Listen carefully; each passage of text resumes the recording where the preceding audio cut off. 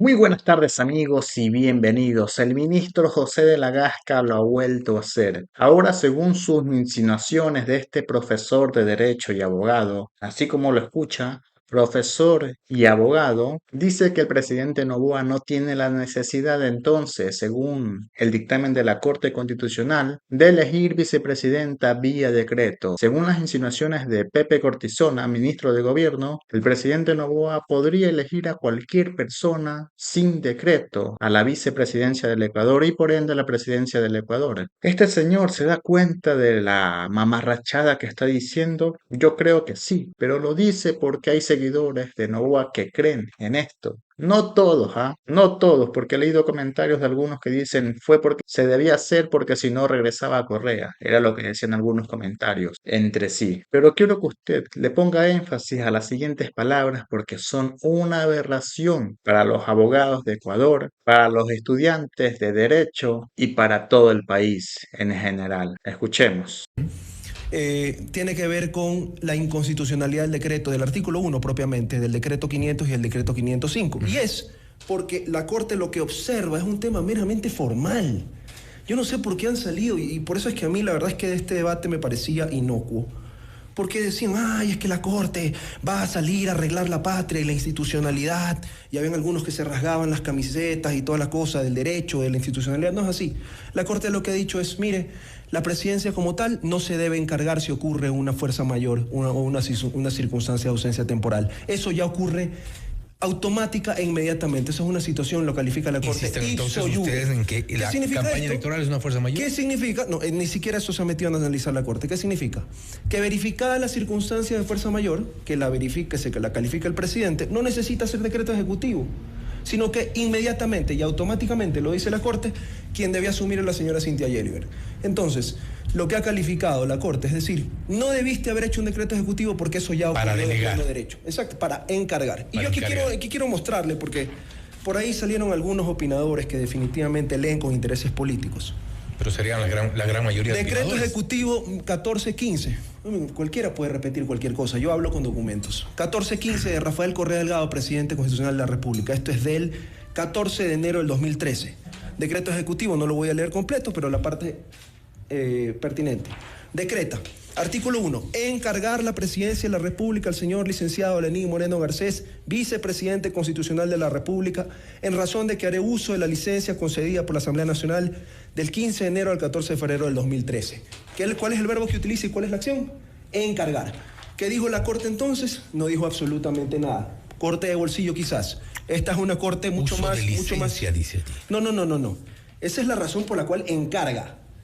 ¿Y cuál es la razón por la cual encarga el Acá presidente por la Noboa? fuerza mayor. Son cosas distintas. Usted tiene que entender. Para que se pueda producir la ausencia temporal, hay tres causales. ¿Cuál es la fuerza mayor acá? La fuerza mayor es lo que hemos venido alegando en cada uno de los decretos que ha sido diferente. Por ejemplo, en el primero, lo que decíamos es, va a haber un problema porque si el presidente no se despoja de esa condición de presidente, a pesar de que es su obligación cumplirla, pero permítame hablar, y ejerce una campaña o está simplemente haciendo un acto de gobierno con lo que pasó después de que se intentaron dar este golpe de Estado en dos tiempos y que fueron los simpatizantes de Daniel Noboa fuera del Palacio en un acto que yo lo pude presenciar, fue completamente espontáneo el presidente por un tema de cortesía y por un tema de condescendencia con la gente que se había dado cita, fue y salió, saludó, habló 2 minutos y eso ya lo tomaron como un acto de proselitismo justo el día del inicio de la campaña, empezaron a decir un montón de cosas, denuncias van, denuncias vienen, inclusive motivó un pronunciamiento del Consejo Nacional Electoral. Entonces, para evitar estas suspicacias y para evitar estos problemas, porque él necesariamente tiene que gobernar y además tiene el sombrero de candidato, ok, vamos a despojarnos de la presidencia, ¿cómo? Encargando la presidencia a la señora Cynthia Yeriber. Y eso es lo que la Corte dice, no puede usted encargar la presidencia. Si ya operó la fuerza mayor, entonces eso opera de pleno derecho y no es necesario hacer el encargo. Perfecto. Entonces nosotros, respetuosos de lo que dice la Corte, sabremos actuar en cumplimiento de esta sentencia. Pero otra cosa más que ha dicho la Corte. Para los que decían, no, es que ¿Qué ha dicho la Corte hay una violación en este artículo 146 de la Constitución? ¿Qué es lo que dice la Corte? Párrafo 39. respecto del famoso artículo 93 con el que pretendían estirar este argumento de que era obligatoria la licencia para el presidente en este caso, que no lo es. Esto no pasó ni con Moreno ni con Lazo. Semejante aberración jurídica vive el país. Y súmela a esto, la crisis por la inseguridad, la crisis económica. Realmente estamos mal y vamos a estar peor si Noboa es reelecto. Ya las palabras de la Gasca dicen todo. Estamos camino a una dictadura. Dígame usted qué piensa al respecto. Y como última parte le quiero dejar las palabras de Luisa González hablando el día de hoy sobre los últimos temas de coyuntura nacional. Escuchemos. Bicicleta, la gente que estaba muy emocionada esperándonos. De verdad, gracias Cuenca por ese cariño y sobre todo por esa esperanza que ponen a este cambio que vamos a vivir en la patria. Candidata, ¿se ha sentido tal vez en desventaja ya en estas elecciones? Y hablo justamente por el presidente candidato Daniel Noboa. ¿Hasta qué punto les ha afectado tal vez este desequilibrio que puede existir? Bueno, aquí hay una lucha de David contra Goliat, ¿no? En realidad la hay. Ustedes ven, el presidente Noboa no cumple ni siquiera la ley, viola la Constitución. Ayer la Corte Constitucional ya se pronunció. Lo que él hace al no pedir la licencia para hacer campaña y encargar mediante un decreto a una señora que a él se le ocurrió nombrarla como vicepresidenta, desconociendo a la vicepresidenta que eligió el pueblo ecuatoriano, a una vicepresidenta cuencana además, no es legal, no es constitucional, así que ha violado la Constitución. Luego, sí está utilizando, y esto puede ser especulado, el poder del Estado ahora mismo, a través de su cuenta, está ofertando el dinero para los jóvenes, para que supuestamente les da un recurso a los jóvenes para que trabajen en el tema ambiental. Que hablen los jóvenes. Sería bueno que entrevisten a los jóvenes y les pregunten qué trabajo han hecho, qué informes han enviado y de qué forma. Muchos de los jóvenes se me acercan y me dicen, Luisa, nosotros estamos recibiendo el dinero, pero no estamos trabajando. Nos piden que hagamos informes de una actividad que no hemos hecho siquiera. Nosotros vamos a votar por usted. Y es lamentable que así sea, ¿no? Las cocinas de inducción. Las cocinas de inducción que compramos en el gobierno de la Revolución Ciudadana, ahora las están utilizando abiertamente para entregar incluso a asambleístas en campaña. Eso es especulado. Y eso viola toda normativa también del Código de la Democracia. Y eso la señora Diana Tamain se hace de la vista gorda. Y en ¿no? este contexto, justo iba allá mi pregunta. ¿Ustedes confían en el CNE, sobre todo tomando en cuenta a Diana Tamain, su hermano, trabajando en el actual gobierno, y tal vez el Tribunal Contencioso Electoral, no jueces como Ángel Torres, que tienen de yernos a directores provinciales de movimientos como es el del presidente? No confiamos en el CNE, lo digo de frente, directamente. La señora Diana Tamain ha demostrado que ella como presidenta del CNE es una perfecta jefa de campaña de Daniel Noboa. Y por lo tanto nosotros hemos puesto a toda nuestra gente, a toda nuestra militancia en las mesas, a llevar el control de las actas, a tener los respaldos de los votos de cada mesa, para que en cualquier intento de fraude que nos quieran hacer, pues poder tener los respaldos e impugnar esas mesas que tal vez puedan tener algo adulterado, ¿no? Entonces está nuestra gente, están varios sistemas también con los que vamos a revisar que las actas estén correctamente hechas, ¿no? Ya, en materia ya, entrando ya en sus propuestas, vemos que se trabaja en 4 ejes. Uno de estos que me llamaba la atención era recuperar la institucionalidad. Se habla de devolver competencias y devolver la matriz de SELEC a la SUAY. Fíjese, en esto de las propuestas, algo importante. Usted decía, el presidente Noboa vino a un cierre de campaña aquí a SUAY. Nosotros hicimos un cierre de campaña ciudadano donde era gente, no eran carros, era gente que estaba allí y es ciudadanía que se convoca. Y sobre todo, ¿dónde están las propuestas de Daniel Noboa para Azuay? ¿Dónde están las propuestas de Daniel Noboa para Cuenca? Guarda silencio, se esconde, nunca dice nada. Tal vez porque él sabe que primero las ofertas que hizo en la campaña anterior, que eran para cumplirse en 1 año y medio, no cumplió ninguna, sino que hizo todo lo contrario a lo que le ofreció, número 1. Número 2, que es importante reflexionar. Quizás no habla en Cuenca por los proyectos mineros, porque su familia tiene proyectos mineros, con empresas canadienses, empresas de la familia Noboa, registradas en Canadá, que las quieren traer a Ecuador como inversión extranjera. Y uno de esos, el caso Adventus, para que investiguen. Y ustedes vieron lo que pasó en Quinzacocha. En Quinzacocha se reprimió a los ciudadanos, a los comuneros, porque estaban protestando por su justo derecho de que se cumpla la voluntad popular expresada en las urnas en el 2019, donde se dijo en la consulta popular de Girón que no se quiere minería en esa zona. Sería bueno que el presidente Noboa venga a Azuay y dé cuál es su criterio. Y lo siguiente, la consulta popular del 2021, donde Cuenca, en forma mayoritaria en ambas consultas, superando el 80%, casi en un 90%, la población dijo, no queremos proyectos mineros en zona de recarga hídrica. Yo haré que se cumpla la voluntad popular, la ley y la Constitución. Y sería bueno que Cuenca y Azuay le pregunte a Daniel Noboa cuál es su criterio respecto a esto. Y tal vez por eso es que aquí no dijo ni una sola palabra. Bueno, no lo hace en ningún sitio. Ahora, candidata, también me gustaría hablar acerca del déficit energético que lo sigue teniendo todavía el país. Justamente el viernes anterior el Consejo Consultivo de las Ingenierías y Economía advierte de que se podría tener nuevamente cortes de energía porque no se ha superado la crisis energética. Dentro del plan de trabajo, ¿qué es lo que usted le ofrece al Ecuador? ¿Cuáles son las soluciones para no tener nuevamente apagones en el país? Voy a terminar nada más las obras para Cuenca y Azuay. Nosotros tenemos un planteamiento muy claro. Primero aquí, la repotenciación del Hospital Vicente Corral Moscoso, que va a subir de categoría y va a ser un hospital de especialidades. Lo segundo, el nuevo hospital de Gualaceo y la repotenciación del Hospital de Santa Isabel. La salud es fundamental, garantizar la vida de nuestros ciudadanos, y lo digo como una usuaria del sistema de salud público porque yo no uso un sistema, yo no tengo un seguro privado, yo acudo a los mismos hospitales que acude la gente, todos los ciudadanos de las diferentes poblaciones. Mi padre es usuario del sistema de diálisis, se hace 3 veces a la semana las diálisis, y cuando hablan de suspender las diálisis por falta de pago, yo por supuesto que me pongo nerviosa, porque si mi padre no se hace una diálisis corre riesgo su vida.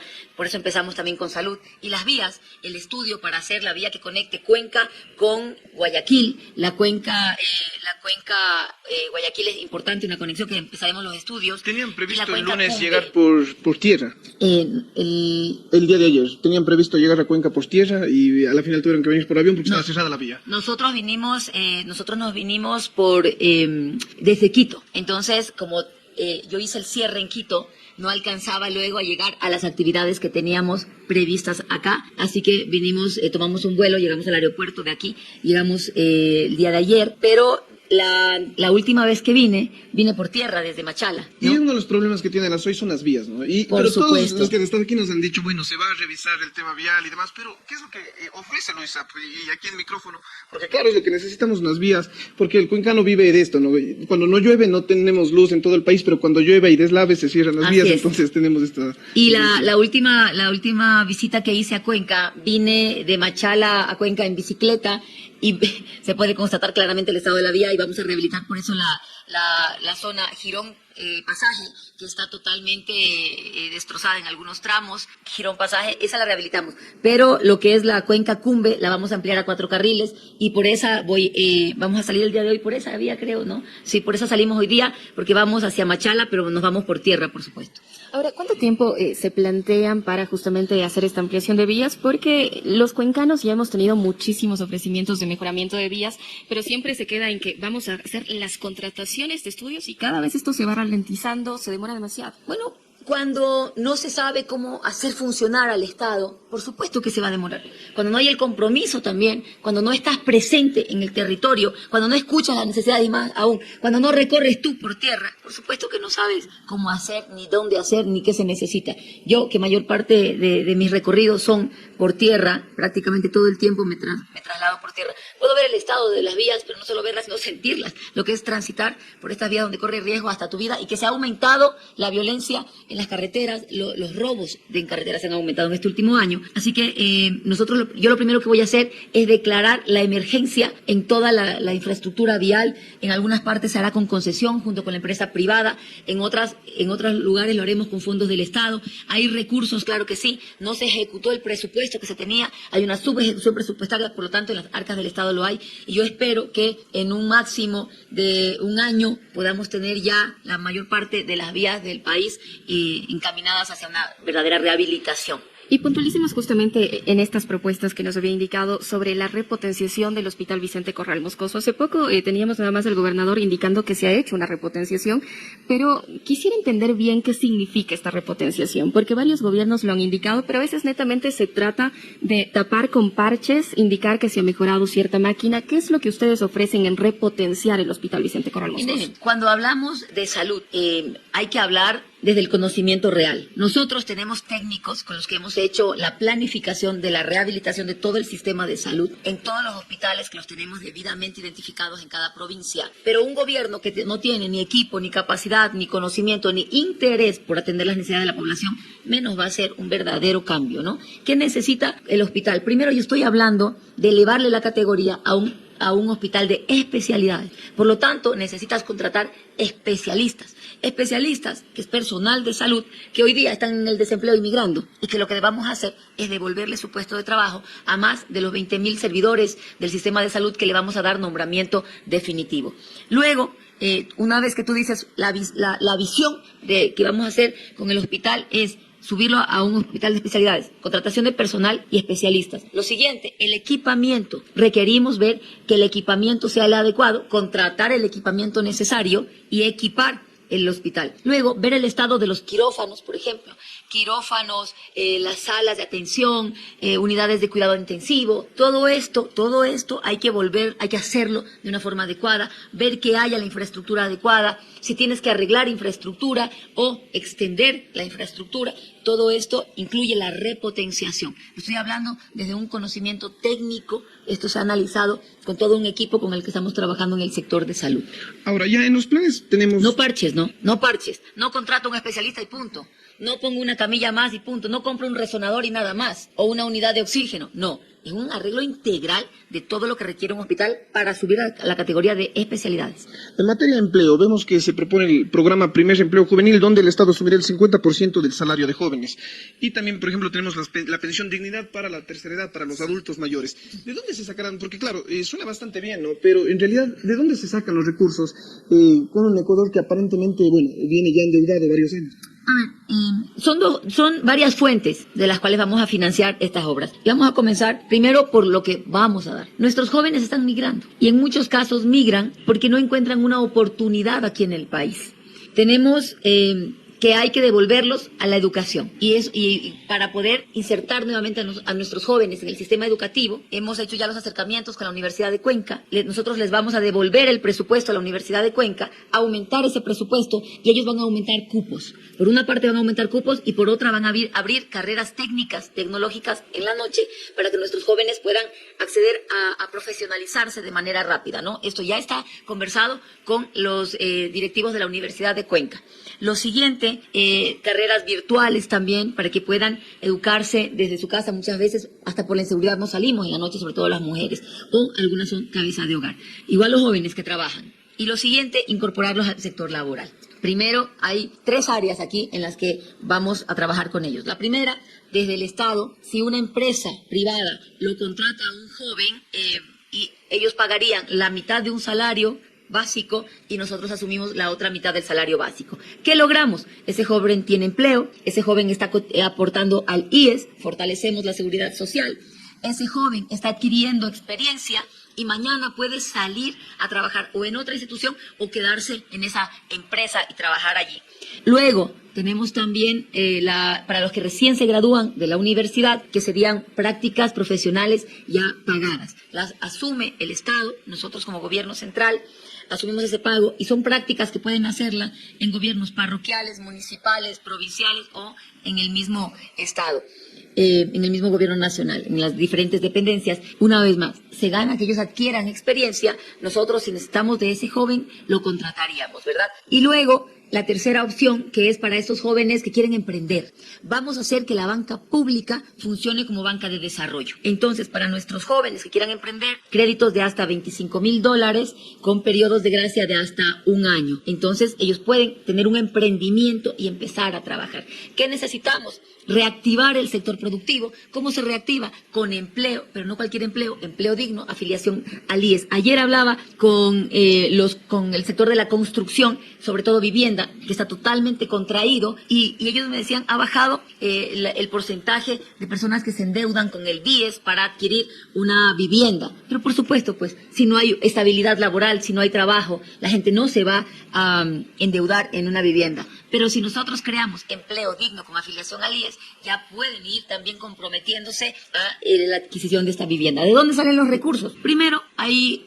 recursos en el Estado que no han sido utilizados. Nosotros necesitamos las obras obras, necesitamos el arreglo de las vías, pero el dinero se quedó ahí, guardado en las arcas del Estado. Solamente en inversión habían 1.800 millones de dólares. Y de esos 1.800 millones de dólares usaron apenas una pequeña cantidad y 800 millones quedaron libres. 800 millones de dólares que hubieran servido tranquilamente para hacer la cuenca Cumbe y ampliarla a 4 carriles. 800 millones que hubieran servido para rehabilitar todo el sistema energético del país y no se lo hizo. Se prefirió adquirir a través de 2 empresas que tienen serios cuestionamientos de peculado y de corrupción, como es el caso de Progen y el caso de CarPower. Y ahí vamos al tema de electricidad también, pero solo quiero concluir. Primero, los fondos que no se usaron. Segundo, hay cerca de 2.000 millones de dólares que no pagan al SRI, que es de ecuatorianos. La señora del bazar, de la tienda, si usted no factura o si usted no paga, le multan y le cierran el local. Bueno, el señor Daniel Noboa debe 94 millones de dólares, 94 millones de dólares que hubieran servido para aumentar el presupuesto para la Universidad de Cuenca y que nuestros jóvenes tuvieran un cupo. Ahora esas y no deudas paga. están en firme ya. Deudas en firme. Entonces, por lo menos 1.500 millones tenemos allí. Dentro de este punto, perdón, candidata, justo para tocarle, hay un tema de gasto tributario eficiente, eliminación de secciones y reducciones tributarias y arancelarias asignadas y dadas a sectores y empresas específicas. ¿A qué empresas, por ejemplo, se ha dado y qué eliminará, Luisa? Esa lista la estamos todavía depurando, antes de decirla claramente, pero hay, ¿qué es un crédito tributario? Es a alguien que tú le dices, sí, por esto de aquí tú no me pagues los impuestos, ¿ya? Tú no me pagues los impuestos, tú tranquilo sigue produciendo, tú tienes impuesto cero prácticamente, ¿ya? Eso es lo que nosotros vamos a quitar y a mejorar. Por ejemplo, sí, las mineras tienen algunas exenciones tributarias que tienen que quitárselas, incluyendo que hay mineras que tenían que haber hecho sus proyectos generadores de energía eléctrica y no lo están haciendo y se conectan a nuestro sistema cuando nosotros necesitamos esos megavatios para atender a la ciudadanía y no se toma acciones y no se les desconecta del sistema y se desconecta a las empresas que están produciendo y que generan empleo y que con la crisis energética muchas familias terminaron en el desempleo. Entonces, también ese cobro a las mineras que están dentro de esas exenciones que usted menciona, pero estamos analizando, son muchas más, ahí hay cerca de 5.000 millones de dólares. Pero usted ha tocado algo... Aumentar la producción petrolera también, hay cerca de 1.000 pozos que están listos para ser puestos a operar.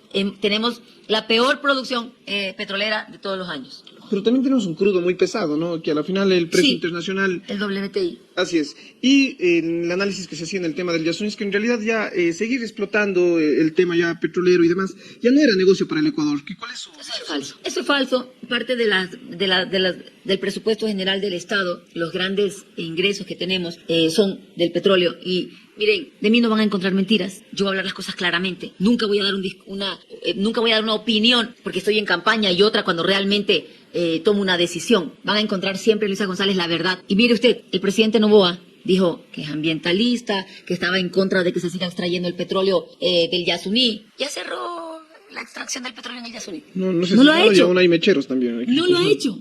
No lo ha hecho, porque lo único que hizo fue engañar a la población para ajustarse a un discurso político. Yo dije siempre la verdad, lo que yo pensaba. Más allá de eso, yo respeto es la voluntad popular. Y si la voluntad popular dice se cierra, pues se cierra. Porque hay que hacer caso a lo que el pueblo expresa también, a la ley y a la Constitución. Entonces, hay que ser claros en esto. Hay todavía pozos que son importantes de extraer para mejorar los recursos y para atender los problemas de salud, las medicinas en los hospitales, la repotenciación de hospitales, el hacer nuevos hospitales que son necesarios por el crecimiento poblacional, las becas para nuestros hijos que accedan a la universidad, becas y crédito educativo. Ayer una chica me entregó un papel justo antes de yo subirme a la tarima, que me llegó al alma. Su hermano, graduado, ella se graduó con una beca del gobierno y su hermano graduado del colegio con honores, abanderado, y no puede estudiar porque además tiene que trabajar para ayudar a la casa. Para esos jóvenes, crédito educativo o beca, en este caso, un chico de excelencia debe tener su beca y cubrirse todas sus necesidades.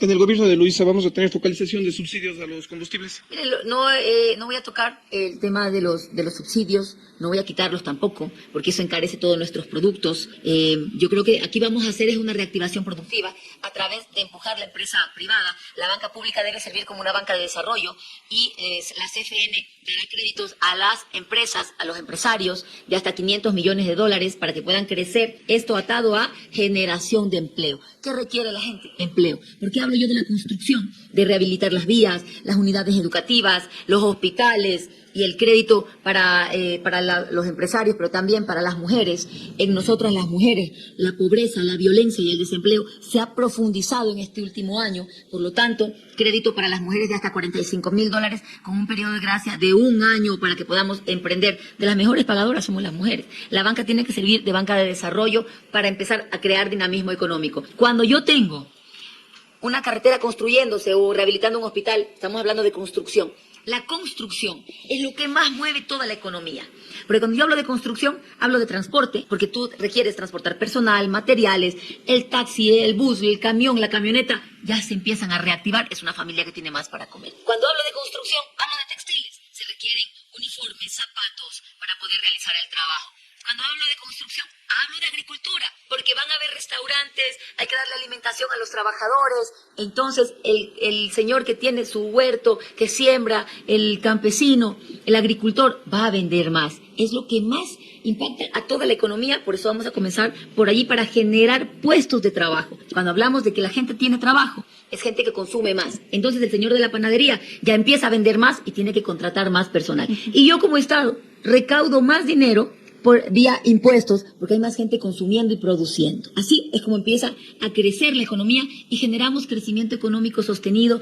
¿Qué es lo que ha pasado en estos años? Que nos han contraído totalmente todo. Ustedes palpan la realidad en el país y los ecuatorianos que me están escuchando saben de lo que les estoy hablando. Se hizo una consulta popular en la que se gastó $60 millones para preguntarle al pueblo si quería o no subir años de prisión, extradición, etcétera. E incluso algunas reformas constitucionales. ¿Ustedes han pensado en reformas constitucionales? Al momento, permítame nada más concluir esto. Se hace la consulta popular, ganan todas las preguntas en materia de seguridad. Luego, no contesto con esto, ¿no? Que según el gobierno, con esa consulta popular en la que se desperdiciaron 60 millones del pueblo ecuatoriano, nos iban a dar seguridad. Luego se suben 3 puntos al IVA, que supuestamente era para darnos seguridad. Y yo les pregunto a todos los ecuatorianos que me están escuchando, a los azuayos que me están escuchando, ¿usted se siente más seguro? ¿Usted se siente más tranquilo cuando sale a la calle? ¿Usted siente que hay más paz? ¿Que hay menos vacunas, menos muertes, menos asesinatos? Permítame decirle que este enero que pasó es el enero más violento de la historia del Ecuador.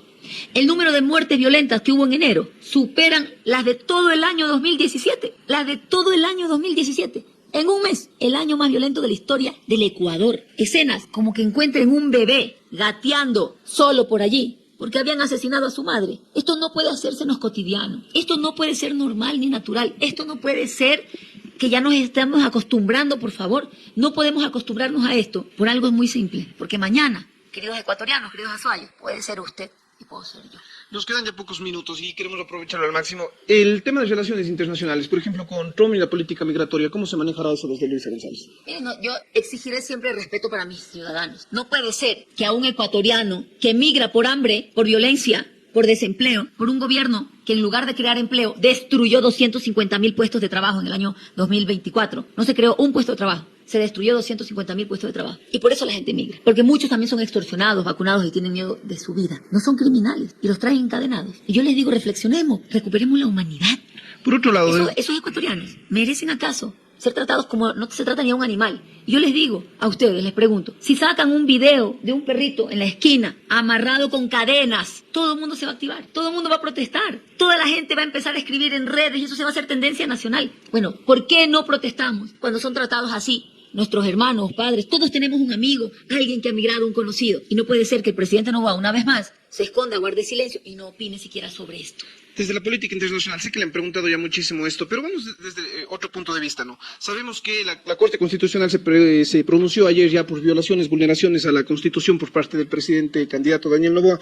Pero ¿por qué se les ha costado tanto también pronunciarse ustedes sobre el tema de Maduro, ¿no? Porque son elecciones cuestionadas, por lo así menos decirlo, y también varias vulneraciones a derechos humanos que se han dado. Y eso es a veces lo que se pregunta a la gente, ¿por qué les ha costado pronunciarse sobre este tema? No nos ha costado pronunciarnos. En ningún momento nos ha costado pronunciarnos. Yo voy a ser muy clara en algo. El presidente de la República del Ecuador viola la Constitución, viola las leyes, a vista y paciencia de todos. A ustedes, queridos ecuatorianos, les llamo la reflexión. Las leyes están allí para equiparar las fuerzas, para que el más grande o más poderoso no aplaste al más pequeño o al más débil, sino que todos seamos igual ante la ley y la justicia, como dice la Constitución de la República. Todos somos iguales, pero yo les pregunto a ustedes, ¿se sienten seguros y se sienten protegidos cuando van ante el sistema de justicia?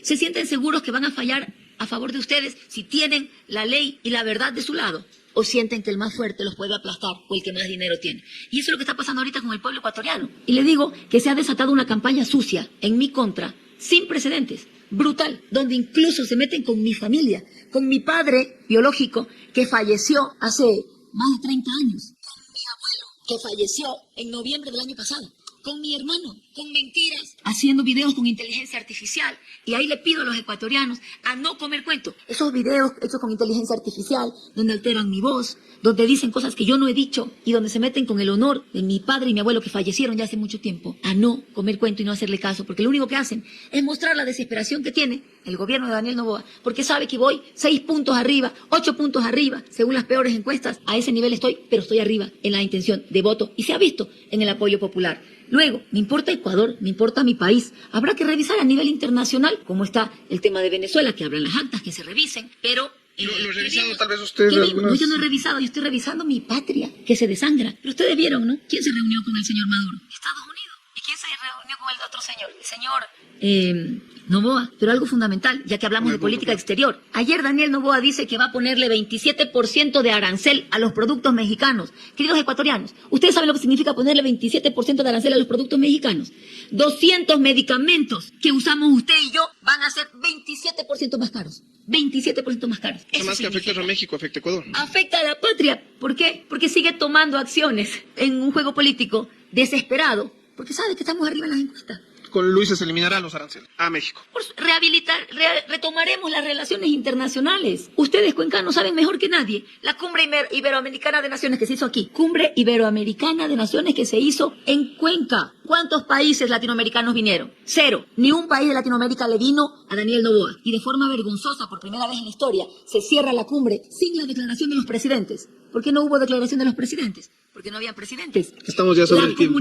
La comunidad internacional y Latinoamérica le dio la espalda y le rechazó a Daniel Noboa y nos aísla de la comunidad internacional. ¿Yo qué haré? Pues rehabilitar toda esta relación internacional, porque también se ve reflejado en la inversión extranjera. El tercer trimestre del año 2024 tuvo la peor inversión extranjera de toda nuestra historia, 73 millones de dólares aproximadamente, mientras que de nuestros migrantes, en el primer semestre, 3.000 millones de dólares. Y a ellos nadie los defiende. Bien, para ir cerrando esta entrevista, nos quedamos pendiente con la respuesta de qué se va a hacer para cubrir el déficit energético. Sí. En cuanto al déficit energético, primero, decirles que la administración de SELEC va a volver aquí a Azuay. Segundo, SELEC Sur le traen los gerentes de Quito cuando aquí hay excelentes profesionales y ya van cerca de 8 gerentes, ¿ah? Y lo siguiente, yo presenté un plan que se llama Genera, en donde están acciones a corto, a mediano y a largo plazo. A corto plazo está la rehabilitación de la infraestructura que tenemos en materia de generación térmica, que las tenemos en Santa Elena, en Guayas,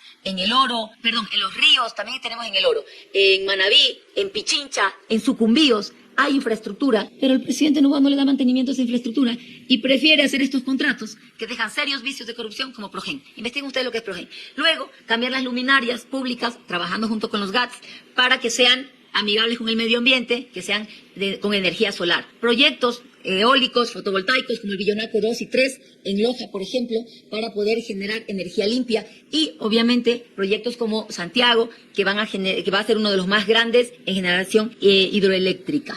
¿Dónde van a recibir los resultados? En Quito vamos a recibir los resultados el día domingo. Ustedes saben, yo soy de Manabí, voto en el cantón Chone, en mi pueblo, Canuto, y de allí pues me trasladaré a Quito. Luisa, su mensaje final, sobre todo tomando en cuenta que la política nos ha polarizado, ¿no? Varias veces en extremos se apoya este candidato o no apoya este candidato, pero tomando en cuenta que si de llegar a ganar la presidencia, Luisa gobernará para los que creen en Luisa y para los que no creen en Luisa. ¿Cuál es su mensaje final? ¿De qué equipo de fútbol es usted? Del Cuenquita. Del Cuenquita, yo soy del Barcelona, ¿sí ve?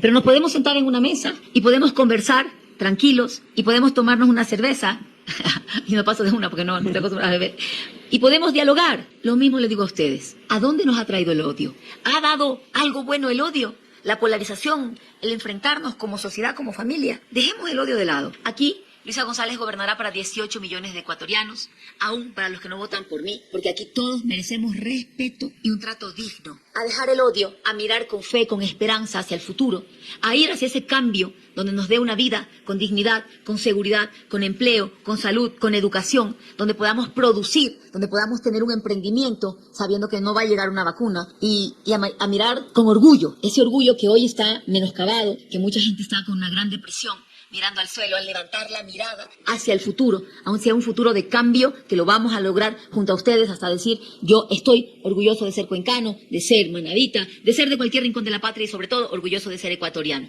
Vamos a revivir Ecuador. Bien, muchísimas gracias, candidata. Estuvo con nosotros Luisa González, candidata presidencial por la Revolución Ciudadana. Nos estamos ya despidiendo. Gracias también, Paulito. Gracias, Lali, y a todos. Y esto ha sido todo por el momento, ecuatorianos. Nos estamos viendo próximamente con más información. No se olvide dejar su me gusta antes de salir de este video.